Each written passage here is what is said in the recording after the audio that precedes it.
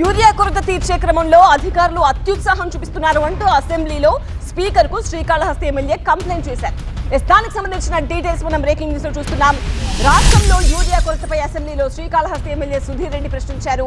Urea కొరతతో రైతులు ఇబ్బందులు పడుతున్నారు. రైతులకు యూరియా ఇచ్చే క్రమంలో వేరే ఎరువులు కొనాలని ఒత్తిడి తెస్తున్నారని సమస్యను స్పీకర్ దృష్టికి తెచ్చారు శ్రీకాళహస్తి ఎమ్మెల్యే.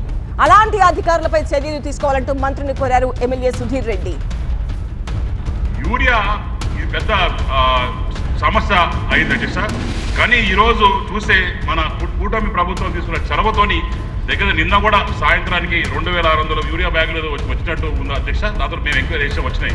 కానీ మన ప్రభుత్వంలో కొంతమంది ఏం చేస్తున్నారంటే అది ఇచ్చేటప్పుడు కంపల్సరీగా గ్రోమోడను లేకుంటే ఇంకోటి కొనాలని చెప్పి రైతుల మీద ఒత్తిడి చేస్తున్నారని చెప్పి మాకు వచ్చిన అధ్యక్ష. దయచేసి తమరు మరి కన్సర్న్ మినిస్టర్ గారికి ఇచ్చి వాళ్ళకి ఆదేశాలు ఇచ్చి దయచేసి యూరియానే కష్టంగా ఉంటే వచ్చేదానికి ఇబ్బందిగా ఉంటే అది ఇవ్వడం పోయి దాంతోపాటు గ్రోమోడు ఇంకోటి కొనాలంటే రైతులు ఇబ్బంది పడతారు. దయచేసి మీరు దృష్టి పెట్టి కన్సర్న్ డిపార్ట్మెంట్ చెప్పాలని ధన్యవాదాలు.